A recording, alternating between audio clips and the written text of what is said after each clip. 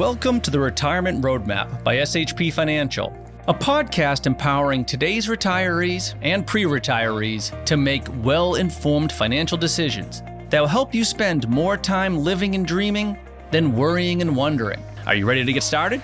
Let's go. Welcome, everybody, to another edition of the Retirement Roadmap brought to you by SHP Financial. My name is Keith Ellis. I'm the host, and we're joined here today by Laura Russo. Laura is an advisor in our office and has been with us for how long, Laura? Oh my gosh, I'm coming on almost 6 years now. Jeez. Yeah, time flies. When you're having fun. So much fun. There you go. But today, we're not going to have, the topic that we're going to discuss today isn't that fun. Not the most fun topic, but I think we are going to be okay. Doesn't mean you should turn your radio dial. No, please don't. You need to listen to this. It's an important topic, that's for sure. Exactly. And sadly, one that I feel like my team, and I think your team as well, has been going through a little bit more than we want to. Yeah, right? definitely. And today we're going to talk about what happens when a spouse passes. And, you know, I thought about this as we were preparing, and where I was 2 weeks ago is, you know, late Wednesday, I think it was a Wednesday or Thursday afternoon at a funeral home down in Harwich, you know, and a couple that I was working with, one of the spouses had passed. Mm-hmm. And the hardest thing for me in this, you know, beyond all the work that goes on in the background, which we'll unpack as we move forward, is the emotional connection that I personally had. Never mind what the family's going through, but the emotional connection that I have with the family that I've been working with, because I've been working with him and her since, I believe, 2007, 2008, and here we are, 2025. Yeah. And that's a long time to build a relationship, a bond, get to know each other, and, you know, been to many of our SHP educational events, been to many of our SHP, what we call, I don't want to say fun events because that's not the right word, but, you know, client events where we kind of build our community and really lean in and create experiences for the families that we work with. And it's just hard to deal with that and unpack that and see that finality in that situation, and then beyond that, trying to help that, you know, spouse that is left behind. So that's really the purpose of the show. It kind of, you know, weighs on Laura and I, because like I said, sadly, we've been going through this a lot, and you don't realize it, and you do realize, but maybe the listeners don't realize how much work goes into this, how much work goes into, and the preparation and what you need to be doing ahead of time. And then as this all unfolds, what you need to be doing along the way. So that's really where we want to jump in today is, you know, where do we start, right? You know, what do you think is the best way to kind of build, you know, this path going forward for people that are obviously inevitably going to go through this? Yeah, that's a great question. And I 100% agree. I think the hardest part for us, and we're seeing it unfortunately more, is that our clients, you know, we've had quite a few people who have passed, and they're our friends. They're like our family too. Exactly. And it's difficult. So what really spurred us on here was realizing there's not a lot of resources, and there's not a lot out there for what to do before someone passes. How can we prep for that? How can we have these hard conversations? So that's something that is really close to our hearts, because if we can help anyone prepare for probably one of the hardest seasons of their lives, that's going to be something that's so valuable and so important. So we want to really just unpack, what can we do ahead of time? What can we do to really prepare ourselves for the hard season, I guess you could say. Yeah, and it's interesting because I got an email from a client right before we came in here, literally. And it wasn't about him or his spouse because they're in their early 60s. You never know, though. Yeah. But it's more about his dad and what's going to happen now that he's 95. They're reviewing the trust. They have questions on the trust. They want to make sure all their ducks are in a row. You know, everything like that. And that is important. And I think the first thing that people need to do, and I've seen this, and whether it's right or wrong, but, you know, typically what I see is when a family comes in, one spouse has a general interest in finance and the other spouse really doesn't. Is that fair to say? Oh, definitely. It's very rare, rather, that you see both spouses, you know, loving every aspect of finance. Mm-hmm. Right? So to me, I think the first thing, and you made some great notes here, is education, right? Making sure that the spouse that really isn't, as involved, I guess, in the finances knows. Yeah, definitely. Does that make sense? Definitely, yeah. And make sure they know what the passcodes are, where everything is. And that's why, a lot of the families that work with us, they use us for that resource, right? They say, hey, Keith and his team, Lauren, her team, they know everything. Yeah. They know our trust. They know our, life insurance. They know our beneficiaries. They know our children a lot of the times. So we're able to help them navigate when that time comes. But for those that don't have a resource like us or an advisor that they're working with that looks at everything holistically and is able to help on this part of the process as well, that's something that you're really going to want to work with that spouse that isn't, as versed in this method or in this area as you. Yeah, and I think that hits on a really important point, is that we always say try to avoid the trap of one person being in charge. And I make the joke, but it's true. Listen, I don't love cooking all the time, but I still have to cook to eat, So it's like we can't always do the things that we love. There are certain things in life that are a necessity. So, every family is different, but typically we see a lot of times where maybe the husband's been in charge of the finances, and then typically men are the first ones to pass away. I'm sorry, Keith, to tell you that. Yeah, no, you're absolutely you're right. You're ticking time bomb, buddy. There we go. But, my husband and I always sit down with him and I say, listen, if something happens to me, I always say, hey, if you get remarried, I'll kill you. I'll come back and I'll kill you. No, I'm totally kidding. But I am only partially sleep kidding with there. One eye open. Yeah, sleep with one eye open. That's what he gets for marrying a Spanish woman. But the truth of the matter is we have these conversations, and we're a younger family. We have a little one. So those conversations are important. But as we get older, our needs are different. Someone who is retired wants to, have certain areas that are covered and make sure that income is replaced, that if something happens, spouse one who passes away, their Social Security or their pensions might go away too. Correct. So there's so many moving pieces, and those open lines of communications are important. And even just sitting down and we have in my house tons of tools that I have no idea what any of them really do. But my husband's like, listen, if something happens to me, please don't give these away to so-and-so.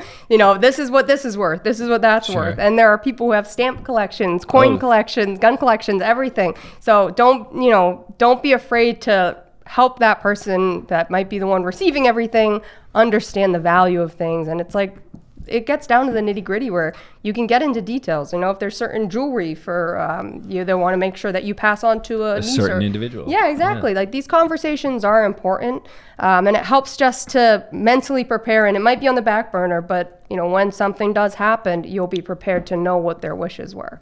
And I think it's interesting because when we build a plan here at SHP for folks, like you said earlier, obviously both spouses passing at the same time is extremely, extremely rare. I would say almost doesn't happen. I don't think I've ever seen it here, but yes. Don't go skydiving together. So one of the things we do look at, obviously, is like you said, if they're both collecting Social Security, you lose a Social Security. How's the impact if they're collecting a pension? And we want to run the scenario to give the peace of mind to know that, if the wife passes first, here's what the outlook looks like for the husband, and vice versa.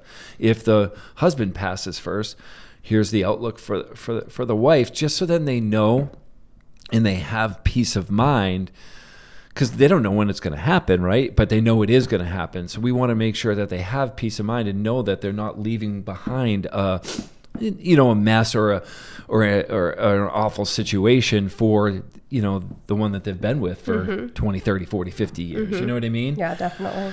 And I think another thing that folks can do, just like my client who emailed me right before we came in, he was reviewing the documents for his father. I think reviewing the documents for yourselves is very important. Making sure they're up to date, making sure they're up to the current tax code, making sure they're up with the new law passages, whether it's here in Massachusetts or whether it's, federally. There's been some laws that have passed that will impact how wealth is transferred, right? And whether it's spouse to spouse or, intergenerational, you want to make sure that your documents are up to date, that they're relevant. And I think one of the biggest mistakes I see is people that have a trust and then never fund the trust. So it's like you bought a car and it's sitting in the dealership parking lot. You've never driven it off the lot. You know what I mean? So you've created this powerful vehicle, depending on what type of trust it is or what you're trying to accomplish. And now you have this entity, but nothing has ever been put into that entity. And a lot of times people don't know, and I've spoken with attorneys or heard attorneys speak, and that never really tell the couple to put it. They actually have to fund the trust. Mm-hmm. They have to go through this additional step. They have to go through this process of moving assets into the trust one way or another, so then they get the benefits. So I think that's obviously a very underserved area, is while you're alive, making sure your ducks in a row, making sure that everything, and continually going back and checking to make sure that everything's okay. Yeah, 100%. And this is actually a little bit where my background is. And we've done a lot of work here at SHP to make sure that our clients have all of their ducks in a row. And that's part of our review process standard. Yes. Every single time our planning team is helping to prep for some of our meetings, they're going in and they're looking at every account and they're saying, okay, is the trust, the owner, the beneficiary, the IRAs, the beneficiaries correct? Correct. And if you have a more sophisticated trust where maybe it's split into two different types of trusts, is it funded correctly? And I think you hit the nail on the head, honestly. So many people out there, you just spent so much money on this trust, and then, well, congratulations, if you don't fund it, it's the world's useless. Most expensive paperweight, essentially. Yes, exactly. So we want to make sure that you're implementing and utilizing, and it sounds more daunting than it really is. Right. And if you have a team behind you, like what we do, we'll make sure that they are funded correctly. And sometimes it's as simple as, hey, could you take a look at my beneficiaries, make sure they look all right? Let's say we happen to catch one that's not. Hey, here's the paperwork to help you do this. Here's the paperwork that we can help submit. So I think what I'm alluding to here is making sure you have a team behind you and a financial advisor behind you that's dangerous in the game. Now, we're not attorneys. We don't make any type of legal recommendations, but we're dangerous enough in the game to be able to know what we're doing. And we work side by side with, the attorneys that we work with, your attorneys, to make sure that everything is funded correctly. And to kind of build off that, I think another avenue or aspect that people can do while they're alive is building that, support system. Yeah. Right? So it's like, okay, something happens to mom, dad's obviously in a state, or something happens to dad, mom's in a state of, grief. Who do we have around us to help guide so then bad decisions aren't made? Because unfortunately, that does happen, right? And it's what I usually recommend, and we don't have to get into the numbers when I sit down with families and do this, is, look, you've created this trust. It's probably important for you to inform your kids or your beneficiaries, nieces, nephews, whoever, family members, whoever, that you've created this trust, right? So you've created this powerful document that has all these wonderful benefits. It's funded, right? Yep. And it's going to, do X, Y, and Z. I think it's important to bring the kids and educate them on this, so then when that time comes, they don't make mistakes, right? So it's like not only bringing your kids into the situation, you don't have to give them numbers, you don't have to tell them about your finances, you don't have to tell them about your net worth, you don't have to tell them about, your IRAs, 401ks, non-qualified accounts, whatever it is. You just have to talk to them more about the mechanics. Yeah, exactly. Because once something is done, it can't be undone, right? So you want to make sure that they don't make any mistakes. A lot of times, I say this to the families I work with, and I say, what are you talking about? They're just going to call you. And I said, that's perfect. Yeah, that's You know great. what I mean? That's what we want to have happen, because then we can work with your attorney, we can work with our attorneys, we can work with what's called a settlement attorney. And it takes time. Settlement usually takes 9+ months to get through this process, and it's a bear. It's a lot of work, and I don't think people realize the amount of work that goes into taking care of an estate, or even half of an estate. So, that's why it's important to bring people up to speed as to what you have. Yeah. Yeah. And I love that. And I think it's hard for some people. We understand that because as mom and dad, let's say with the next generation, you might want to have some level of privacy with your, financial status wherever you're at. But I do think it's important at some point to start bringing your children in and having those conversations with them, because not only will they be able to feel more comfortable and confident, and they're most likely, from my experience, going to be the ones that are definitely hands in the pot and figuring things out, but it's allowing them to also learn and giving them opportunity to be able to help manage and learn the wealth that eventually they'll likely be the ones inheriting as well. So I think that's a great point, Keith. Bringing your kids on is a huge piece of the puzzle. And whatever the comfort level is for your family, it doesn't have to be full disclosure. Here's everything we have. Some families have that. And I personally, I think that's a great way for them to be able, again, step into these shoes to help make sure, if in the situation, if dad passes away, mom has support behind her and has the people that she trusts, obviously her kids, that can help guide that ship a little bit too.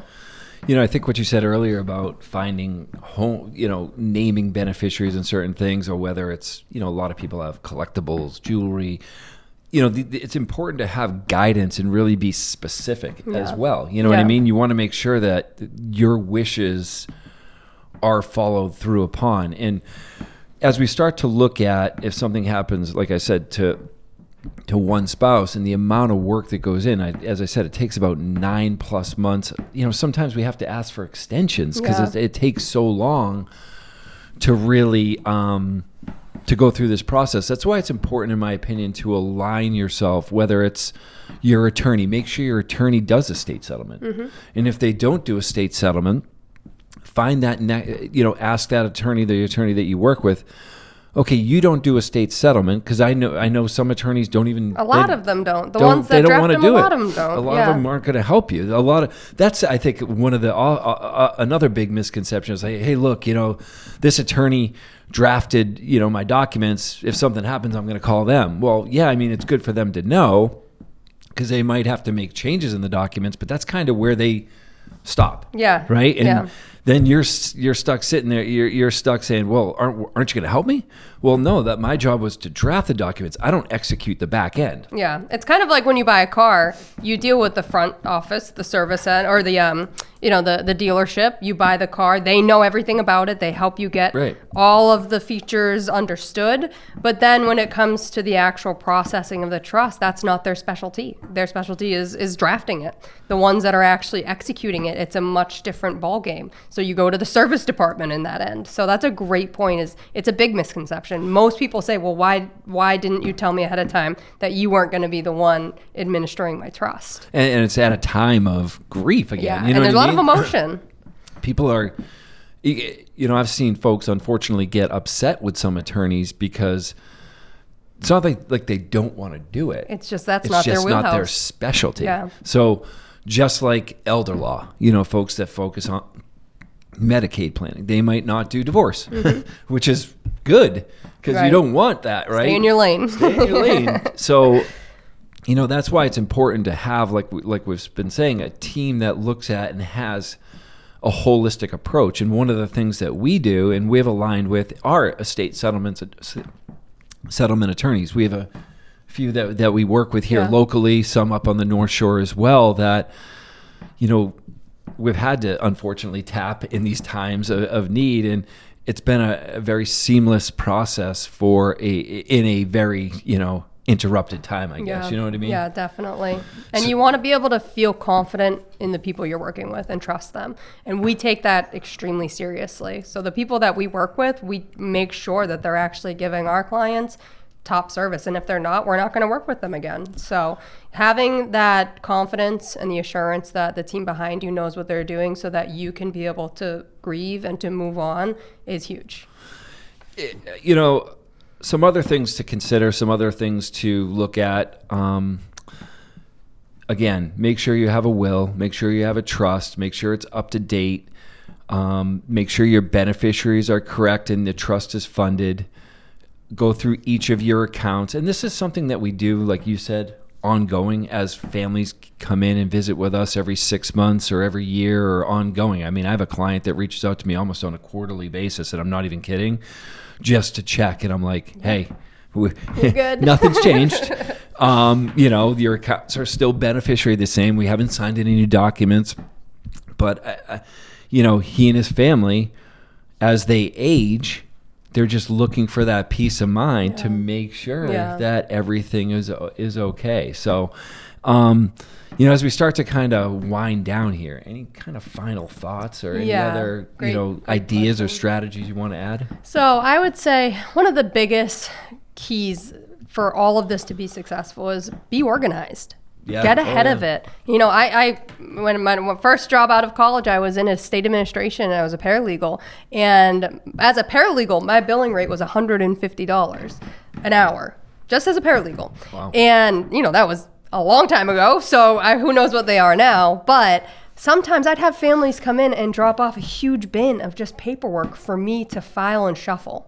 So you're paying someone $150 an hour just to organize your paperwork. That's crazy. You can get ahead of that. And some of the families that I see that are the most successful have a binder in place. Now, if you have an estate plan, you should already have a binder that came with your estate plan, but having up-to-date statements for all of your accounts in one spot that's easy access, having your passwords available to your spouse or to whoever the person that's going to be coming up, saying, hey, this is where all my passwords are stored. Hey, you have access to my phone. Full disclosure here, especially in a spousal situation, so that if you have your passwords saved online, with a safe, secure password manager, make sure that your spouse and the next person has access to that information. Half the battle is can you imagine grieving and then trying to guess someone's password over and over again? That's absolutely just not what you want someone who's already hurting to have to go through. So be organized. Do what you can. Create a binder and sit down together and do it together. Sit down and take time to say, hey, I know this isn't the most glamorous project. I know this isn't the most fun, but it's so important for us to sit down. Let's get all of our statements together. Mm-hmm. Let's put IRA statements together, non-qualified statements together, life insurance policies, all of it. Create a little hub, put it in a secure, fireproof, safe, deposit box, whatever it is that's right for you guys. But having that few steps ahead where you've really created an organized plan is huge. And we do all of this online too with our planning, with our software. So utilize your financial advisor, SHP. We always say, hey, bring us your tax returns. We have your your trust documents on file. We have everything in a secure file upload that's accessible to the next person, and we'll go through all of those steps together. Yeah, and if you don't have that, then also I would recommend to build on that. Bring your children into that so they know where to find everything as well. Yeah. Again, because they're going to be helping most likely that spouse that is left behind. So you want them to have a little bit more hands-on role through this process. Yeah. A couple other things that I would recommend. Make sure you're meeting ongoing with your advisor, your legal team. Like I said, make sure. I would actually challenge and say as well, make sure your advisor knows how to do this or has some guidance that can help you, because a lot of this comes back to not only your estate settlement attorney, but your financial, not necessarily the attorney that wrote your documents, unless they do both, like I was saying earlier, but it's going to be your estate settlement attorney and your financial advisor working hand in glove together to make sure that you have the best outcome. And like I said, it is a long, tedious process for both the estate settlement attorney and, believe it or not, the advisor as well, right?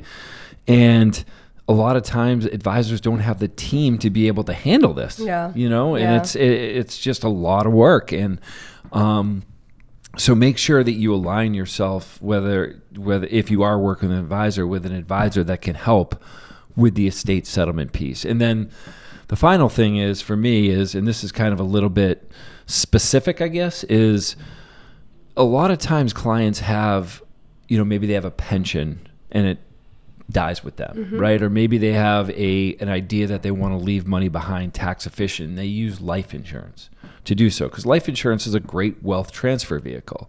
It's tax-free if it's set up correctly to a spouse, or tax-free to the next generation.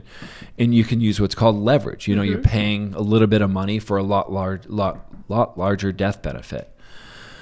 But sometimes these policies that were written years ago had promises that, of interest rates from years ago. Does that make sense? And when the individual bought them, they thought everything looked good. And then when we start to dig in or pull back the curtain, these policies are set to expire. These policies are going to need to be funded at a higher premium, or, a curveball is coming around the corner. What we recommend, if you haven't done this, and we do this every 3 to 5 years on any life insurance policies that our clients have, whether we're the advisor or not, is do what's called an in-force illustration.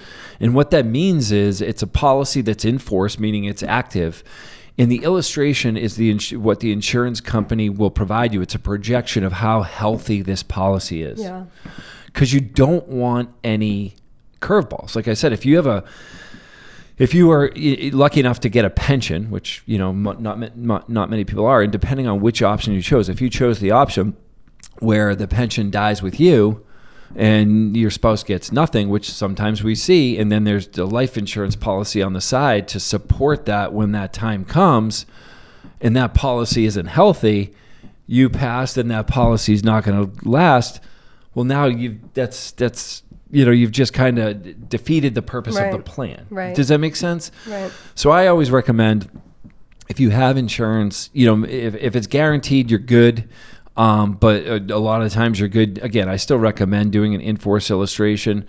But if it's any way variable, what we call universal, then I would definitely recommend what's called an in-force illustration to make sure your policy is going to last and make sure it's beneficiary correctly. Oh, that's so good, Keith. And there are so many pitfalls that people fall into. Maybe it's the opposite. Maybe you're putting too much money into one and now you're taking away some of the tax efficiency of it. Or maybe you can leverage it and use it in your estate plan and use it to completely get out of your estate altogether. So making sure that you have people who know what they're looking at, review it, is huge. And running those in-force illustrations, a game changer. Yeah. So again, not the best topic, not the most fun topic, obviously, but needed. Needed. And unfortunately, sadly, we've been dealing with it a lot in our practice recently. And while it is rewarding to be able to help the spouse, it's sad to lose friends. Yeah, you know what I mean? Definitely. And that's really what it is. So, if you have any questions